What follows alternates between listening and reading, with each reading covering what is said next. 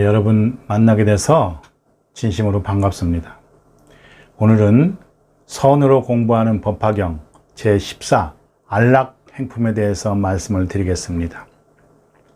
안락행품이라고 하는 것은 5종 법사들이 법화경을 이렇게 전하는데 어떻게 하면 쫄지 않고 힘들지 않고 괴롭지 않고 편안한 마음으로 전할 수 있겠습니까? 하고 이제 문수사리보살이 부처님께 이렇게 질문을 하는 겁니다.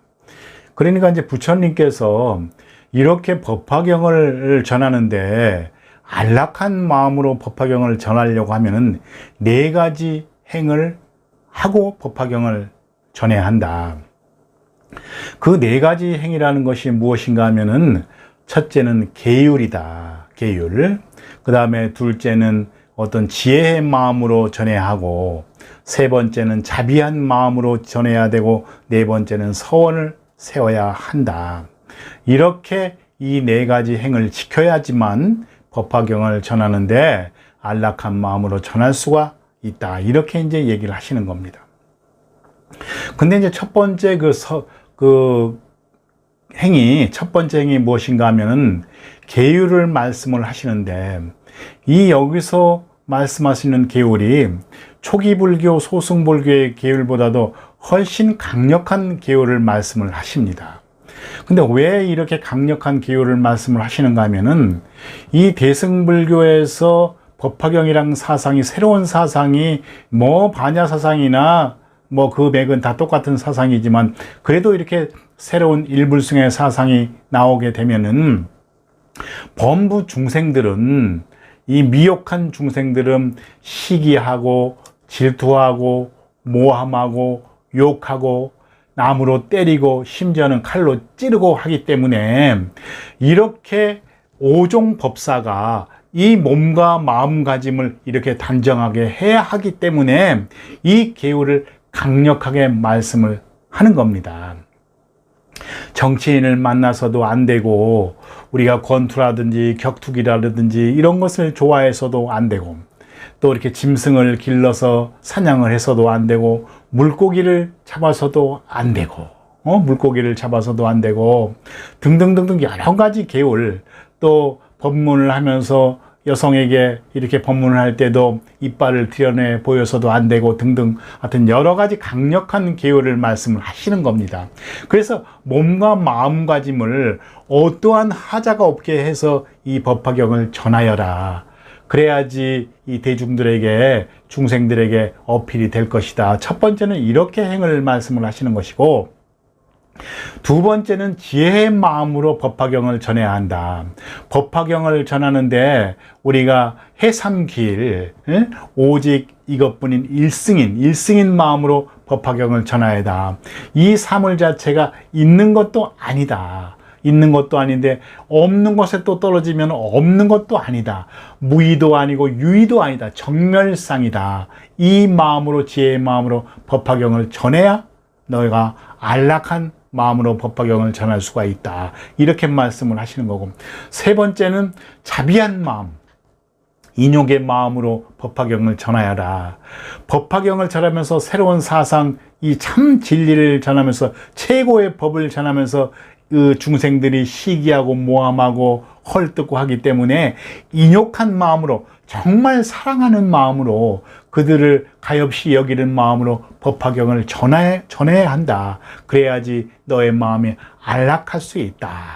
그 다음에 이제 네 번째 그 행법이라고 하는 것은 서원을 세워야 하는데, 그때 이제 방편을 말씀을 하시는 것이 이 전륜성왕이 있는데, 전륜성왕이 부하들이 나가서 전쟁터에 나서 공을 세우면은 돌아오면은 전답도 주고, 그 다음에 금은 보화도 주고 명예도 주고 여러 가지를 주지만은 이 전륜성왕의 상투 속에 있는 보주, 구슬은 절대 주지 않는다.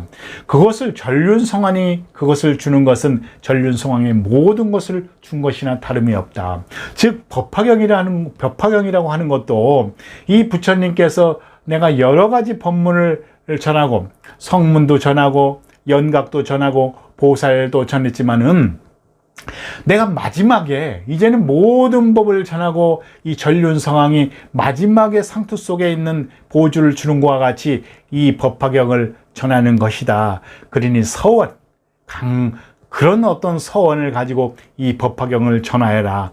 그래야지 이 오종 법사들이 그래도 마음이 쫄지 않고 힘들지 않고 괴롭지 않고 그래도 편안한 안락한 마음으로 법화경을 전할 수 있을 것이다. 이렇게 이 안락 행품에서는 부처님께서 말씀하시는 겁니다.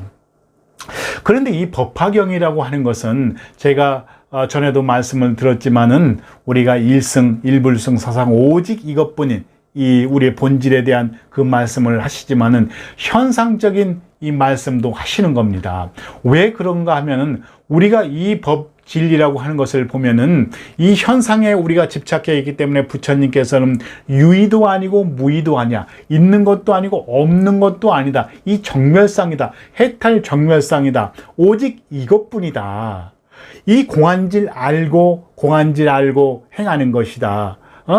오직 공안질 알고. 왜? 집착하고 있으니까. 나야, 너야, 세상이야, 돈이야, 내 것이야, 내가 할 거야 하면서 집착하고 있으니까 오직 정멸상, 공의 상태를 얘기를 하지만은 그렇다고 해서 우리가 있는 것도 아니요, 없는 것도 아니거든. 이 현상세계라는 것은 또 이렇게 이 공의 의연이니까 이 현상세계 일도 우리가 이제 어떤 선 공부, 공에 대한 공부, 오직 이거에 대한 공부를 하다 보면은 우리가 선한 일도 악한 일도 별 문제가 될 것이 아니다. 오직 이것 공하기 때문에 이것 때문에 이렇게 얘기를 하는데 우리 현상이라고 하는 것이 없는 것인가 하면은 또 그렇지도 않다고 하는 겁니다.